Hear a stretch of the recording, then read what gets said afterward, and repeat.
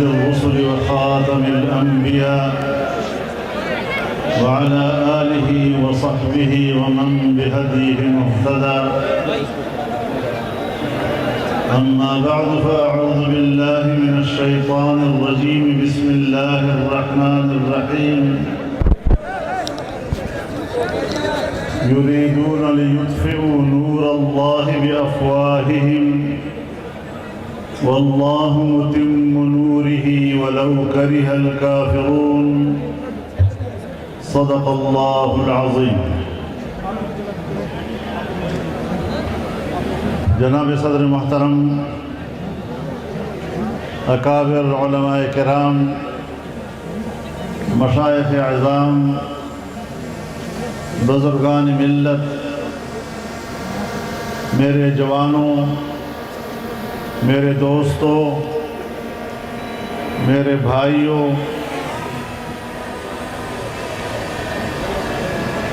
حضرت مولانا اللہ بسایا صاحب نے تو سارے راز فاش کر دیے، اب میں کیا کہوں گا.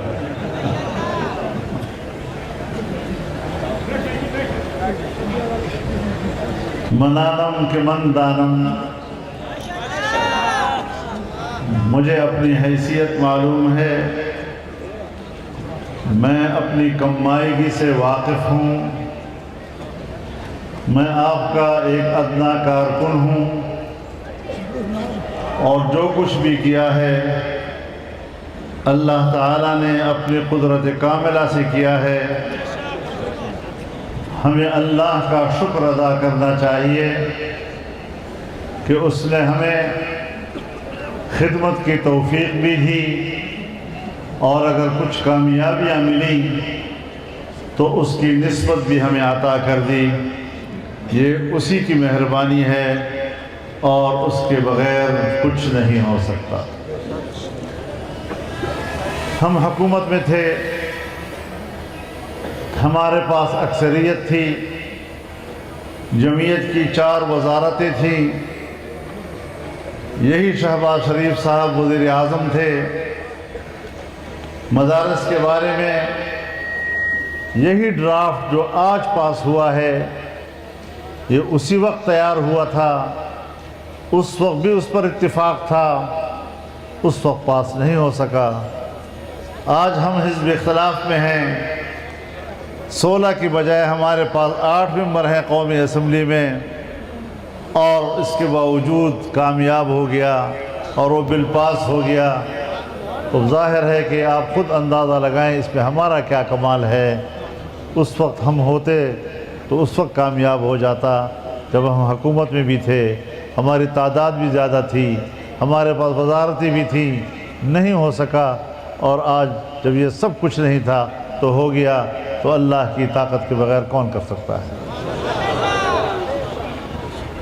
ہاں، ہمارا ایمان بڑھ گیا ہے، ہمارے عقیدے میں پختگی آئی ہے کہ مدارس کا محافظ اللہ ہے، اور دنیا کی کوئی طاقت دین مدرسے کا خاتمے کا خواب دیکھے گا تو کبھی تشنہ تعبیر، ہمیشہ تشنہ تعبیر رہے گا.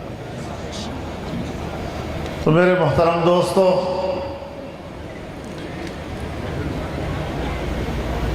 آپ جانتے ہیں کہ سپریم کورٹ میں ایک فیصلہ آیا مبارک ثانی کیس کے نام سے. کیس مختصر تھا کہ ملزم کی ضمانت ہونی چاہیے یا نہیں ہونی چاہیے،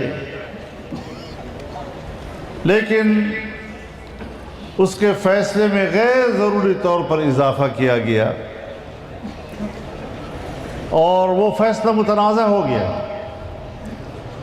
اسے قوم نے قبول نہیں کیا، ملک بھر میں اس کے خلاف احتجاج ہوا اور سپریم کورٹ کو اس کا ادراک ہوا. اس کے بعد ایک نظر ثانی اپیل میں اس نے پھر فیصلہ دیا. اس سے بھی قوم مطمئن نہیں ہو سکی.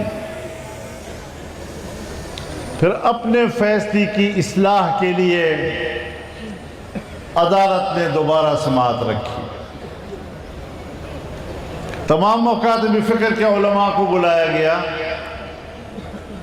مذہبی جماعتوں کے نمائندوں کو بلایا گیا، اور میں بھی زندگی میں پہلی مرتبہ کسی عدالت میں پیش ہوا، اور وہ بھی ختم نبوت کے لیے.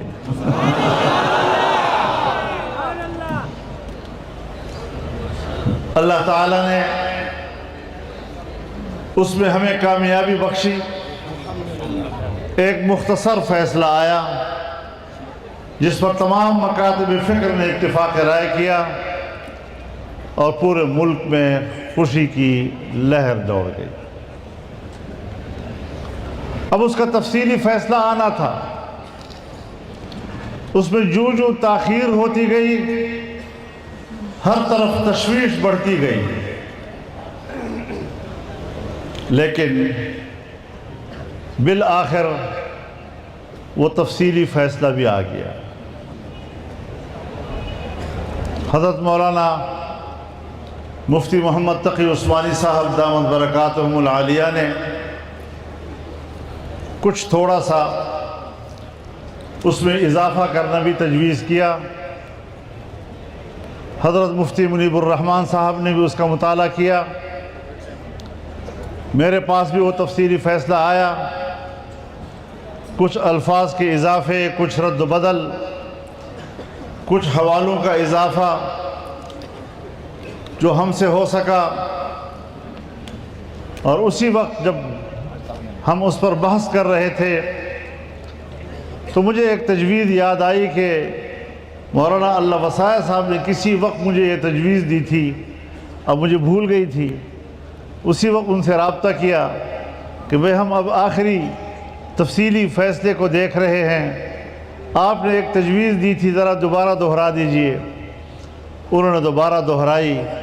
اس تجویز کو بھی فیصلے میں سمویا گیا، اور الحمدللہ وہ تفصیلی فیصلہ بھی آ گیا، اور قادیانیت ایک بار پھر بری طرح شکست کھا گئی.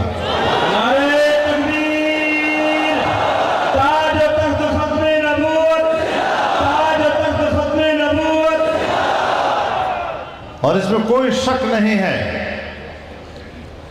جس طرح میں نے لاہور کانفرنس میں کہا تھا، اور میں یہ بھی بتا دوں کہ لاہور کانفرنس جو سن 1974 کے 7 ستمبر کی گولڈن جوبلی کے طور پر منایا جا رہا تھا، یوم الفتح کے طور پر منایا جا رہا تھا، اس نے تاریخ لاہور کے تمام بڑے بڑے جلسوں کے ریکارڈ توڑ دیے تھے. تو دعوت میں تو الحمدللہ کوئی کمی نہیں رہی تھی. لوگوں نے بھرپور دعوت قبول کی، لوگ پہنچے، اور یہ آپ کی طاقت تھی کہ جس قوت نے عدالت عظمیٰ کو بھی اپنے رائے تبدیل کرنے پر مجبور کر دیا تھا. تو یہ حفاظت کا فریضہ آئندہ بھی ادا کرتے رہو گے یا سو جاؤ گے؟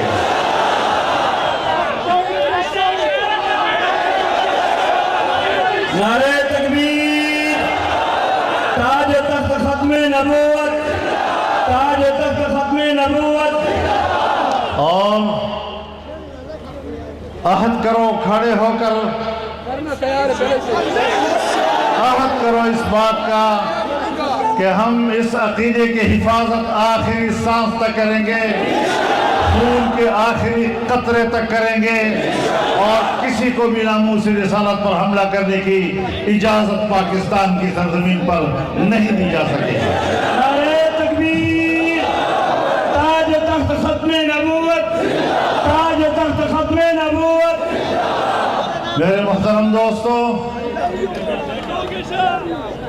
ہم ساری زندگی اس بات کی جنگ لڑتے رہے ہیں کہ پاکستان میں سود سے پاک نظام معیشت آئے، لیکن 77 سال ہو گئے، آج تک ہماری وہ خواہش پوری نہیں ہو سکی۔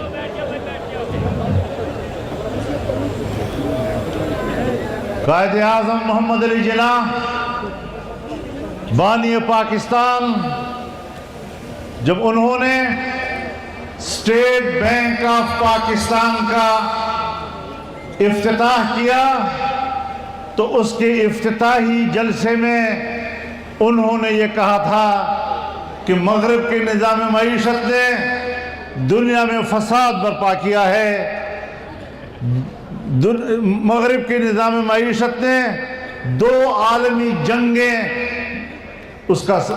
یہ نظام معیشت 2 عالمی جنگوں کا سبب بنا ہے، انسانیت کو تباہ کیا ہے۔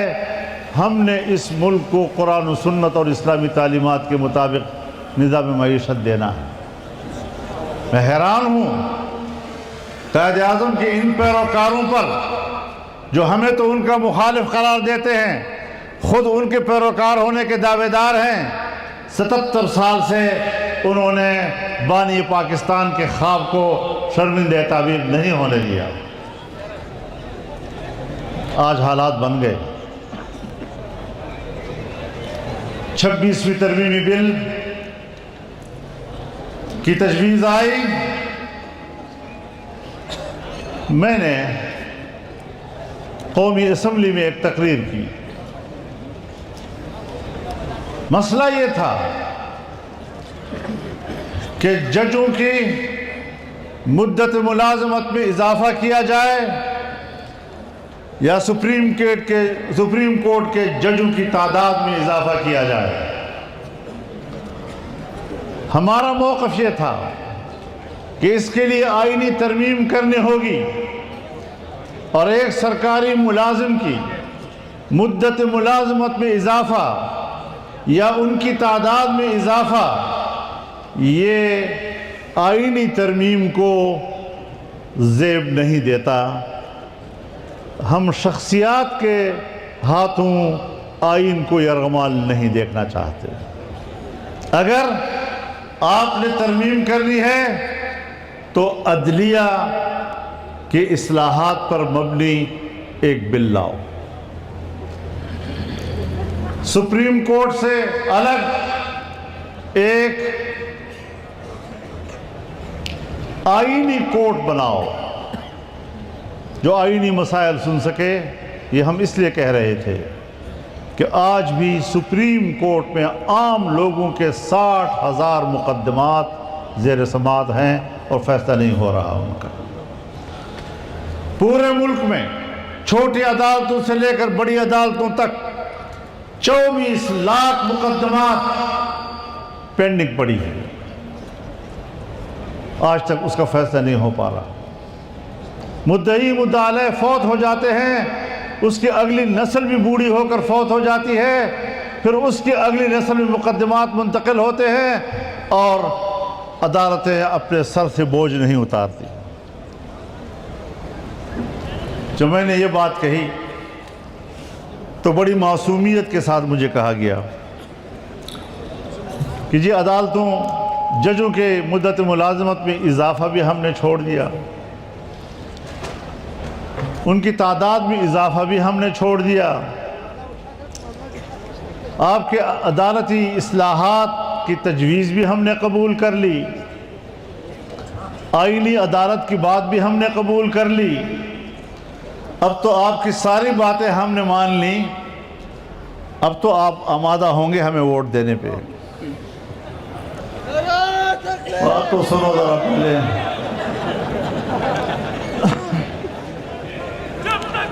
بات تو سنو ذرا، صبر کرو یار، بات تو پوری کرنا دو۔ اسی وجہ سے تو کام خراب کیا آپ لوگوں نے، 77 سال گزر گئے، آپ کو بات سمجھتے نہیں مجھے۔ بات پوری طرح سمجھو اور پھر سمجھو کہ میری ذمہ داری کیا ہے، مسئلہ کیا ہے اور میری ذمہ داری کیا ہے۔ تو ہمیں کہا گیا کہ اب تو آپ ہمیں ووٹ دیں گے۔ میں نے کہا کہ ووٹ تب دوں گا جب میں آپ کے مسودے کا مطالعہ کروں گا۔ یہ تو عنوان ہے جو میں نے کہے، معنون کیا ہے؟ اس کی تفصیلات اور جزیات کیا ہیں، اس کی تفصیلات کیا ہیں؟ اب وہ ہمیں مسودہ نہیں دکھا رہے تھے. ہم نے کہا جب تک ہم مسودہ نہیں دیکھیں گے ہم کس طرح تائید کریں گے. بہرحال تیسری رات دن سے لے کر رات کے 3:30 بجے تک وہ ہمیں جگائے رکھتے تھے. کوئی آ رہا ہے تو کوئی جا رہا ہے، تو کوئی آ رہا ہے تو کوئی جا رہا ہے. بالآخر ہمیں مسودہ ہاتھ آ گیا. جب ہم نے اس کا مطالعہ کیا تو وہ کسی سطح پر بھی ہمارے لیے قابل قبول نہیں تھا.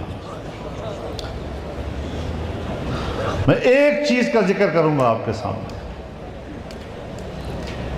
کہ آئین ملک کے تمام شہریوں کے بنیادی انسانی حقوق کا تحفظ کرتا ہے. اس ترمیم میں بنیادی انسانی حقوق کا دائرہ تنگ کر دیا گیا تھا. کچھ استثنائیات ہوتی ہیں، ان استثنائیات کا دائرہ وسیع کر دیا گیا تھا. ہم نے کہا کہ تو آئین تباہ ہو جائے گا. کہاں گئی جمہوریت؟ کہاں گئے لوگوں کے انسانی حقوق؟ اور مزید کئی آئینی دفعات پر ہم نے اعتراضات کیے. ہم نے کیا حاصل کیا؟ تفصیل میں جاؤں گا تو پھر تو بڑا وقت چاہیے. 56 نکات پر مشتمل حکومتی مسودہ، 56 نکات پر مشتمل حکومتی مسودہ، اس کو ہم 22 نکات پر لے آئے. اس سے آپ اندازہ لگائیں کہ ہمیں کتنی بڑی صفائی کرنی پڑی اس مسودے کی. آپ دیکھیں گے کہ مسودے کے نکات تو 27 ہیں، میں تو 22 کہہ رہا ہوں. یہ 5 پھر ہم نے خود اپنی طرف سے اس میں ترمیم کروا کے داخل کرا دیے، تو پھر 27 ہو گئے. سود کا خاتمہ کر دیا.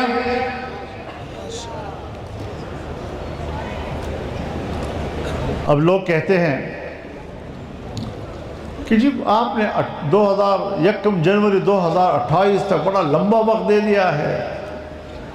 او بھائی میں نے نہیں دیا ہے، شریعت کورٹ نے دیا تھا. شریعت کورٹ کا فیصلہ ہے. اب یہ آئین کی روح سے ایک بنیادی پالیسی وجود میں آ گئی. اب دوسری چیز ساتھ پڑھتے جاؤ اسی چیز کے ساتھ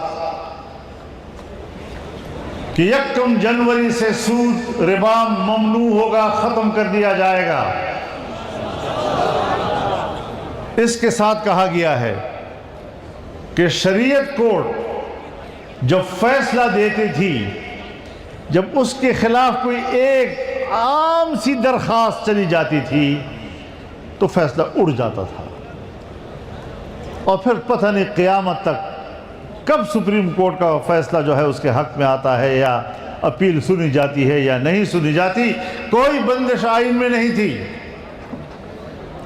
ہم نے اس میں یہ ڈال دیا کہ اب سپریم کورٹ کے پاس صرف 1 سال ہوگا. 1 سال تک اس کے خلاف اپیل، وہ اس پر فیصلہ آئے گا. اگر فیصلہ 1 سال میں نہ آیا تو شریعت کورٹ کا فیصلہ وہ مؤثر قرار پائے گا.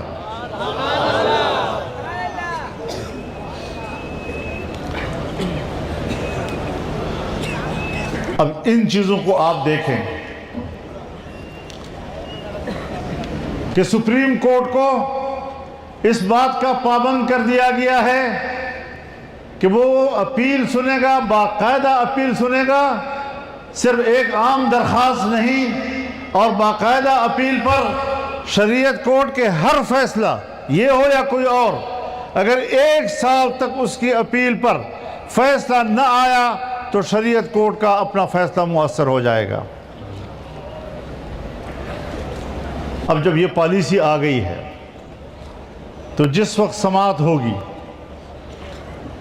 تو کیس مدعی آئے گا بمقابلہ وفاقی حکومت کے. وفاقی حکومت کا اٹارنی جنرل پیش ہو یا وفاقی حکومت کا وزیر قانون پیش ہو، وہ اب پابند ہو گیا ہے کہ وہ اپنے آئین کی روشنی میں رائے دے گا اور اس فیصلے کی مخالفت نہیں کر سکے گا۔ ان ساری چیزوں کو ملا کر پڑھا کرو، پھر بات سمجھ میں آئے گی۔ مجھے نہیں معلوم کہ میں ساری بات سمجھا بھی سکا ہوں یا نہیں، لیکن یہ ساری چیزیں جس وقت آپ کے ذہن میں آ جائیں گی، ہماری اسلامی نظریاتی کونسل سن 1973 میں بنی، جب آئین بنا، اور یہاں ہم بار بار اس کا ذکر بھی کر چکے ہیں کہ سن 73 کے آئین کے بعد اس کونسل کی آج تک ایک سفارش پر ایک قانون سازی بھی نہیں ہوئی۔ وجہ کیا ہے؟ وجہ یہ ہے کہ اسمبلی میں پیش ہو جاتی ہے، آگے جاتی ہے، کمیٹیوں کے پاس ڈمب ہو جاتی ہے، پڑی رہتی ہے، الماریاں بھری ہوئی ہیں، دوبارہ اسمبلی میں لانے کا کوئی پابندی آئین میں نہیں تھی۔ اب اس دفعہ اس ترمیم کے ذریعے وہ رپورٹ صرف پیش نہیں ہوگی، بحث کے لیے لائی جائے گی۔ جب بحث ہوگی تو یہ ظاہر ہے ایوان دو فریقوں میں تقسیم ہوگا، کچھ کہیں گے کہ اس کے مطابق فیصلہ ہونا چاہیے، اور بات جائے گی قانون کے مطابق کوئی فیصلہ لانے پر۔ پارلیمنٹ مجبور ہوگی کہ وہ قانون کے مطابق اور سفارشات کے مطابق قانون سازی کرے گی۔ وہاں تک پہنچانا بھی تو تھا نا، تو وہاں تک پہنچانے کا راستہ ہم نے بنا لیا ہے۔ اب یہ ساری چیزیں وہ ہیں کہ میں اب بھی اس کو پیش رفت سمجھتا ہوں، ایک کامیاب پیش رفت سے اس کو تعبیر کرتا ہوں۔ ہم نے اب اس کو کامیاب بنانا ہے، اور اس کو روب عمل لانے کے لیے آپ کو جاگے رہنا ہے، جمعیت کی تنظیموں کو جاگے رہنا ہے، پبلک میں جانا ہے، خاموش نہیں بیٹھنا۔ ختم نبوت کے مبلغین کا فرض ہوگا کہ وہ جگہ جگہ اپنا موقف لے کر پبلک کو زندہ رکھے، اور جب پاکستان کے عوام اس حوالے سے زندہ رہیں گے، کسی مائی کا لال ان قوانین کا اور شریعت کا راستہ نہیں روک سکے گا انشاءاللہ۔ لیکن اگر آپ گھروں میں چلے گئے، مدرسوں کے حجروں میں چلے گئے، محراب کے اندر پھنس گئے، اس کے بعد پھر ذمہ دار آپ ہوں گے، ہم نہیں ہوں گے۔ قاعدہ اشارہ کوا، قاعدہ اشارہ کوا، تر اشارے خبر وطلے دا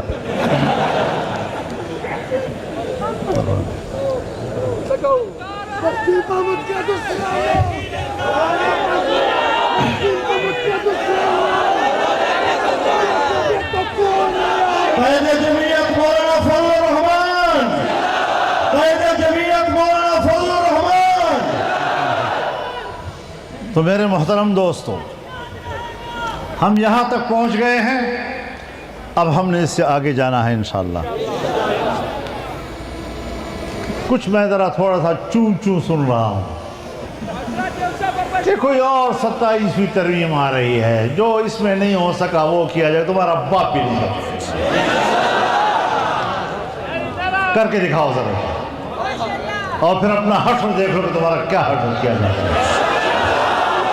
اس طرح بھی آسان نہیں ہے کہ آپ آرام سے کوئی ترمیم لائیں گے اور ہم چوڑیاں پہن کر گھروں میں عورتوں کی طرح بیٹھے رہیں گے، یہ بھی نہیں ہوگا انشاءاللہ۔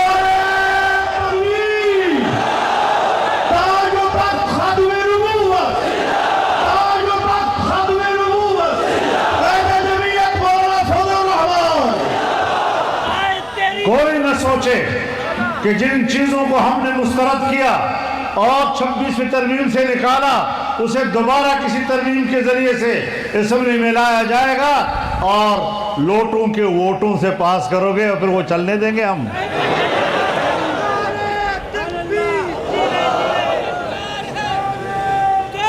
لوٹوں کے ووٹوں سے پاس ہونے والی ترمیم قوم کو قابل قبول نہیں ہوتی۔ ہم نے سپریم کورٹ سے اپنا فیصلہ واپس لینے پر ان کو مجبور کیا۔ قومی اسمبلی میں تو ہم خود بیٹھے ہوئے ہیں، اور اگر کل کلا ہم اسمبلی میں نہ بھی ہوں تب بھی الحمدللہ باہر آپ لوگ تو ہیں نا، پھر مل کر نکلیں گے نا انشاءاللہ۔ بے فکر رہیں۔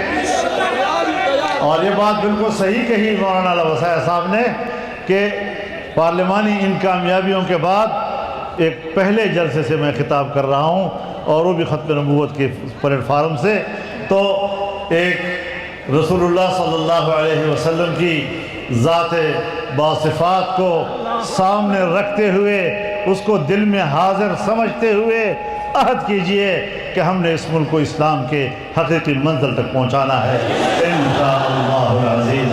اللہ تعالی ہمارا حامی و ناصر ہو۔ وآخر دعوانا ان الحمدللہ رب العالمین۔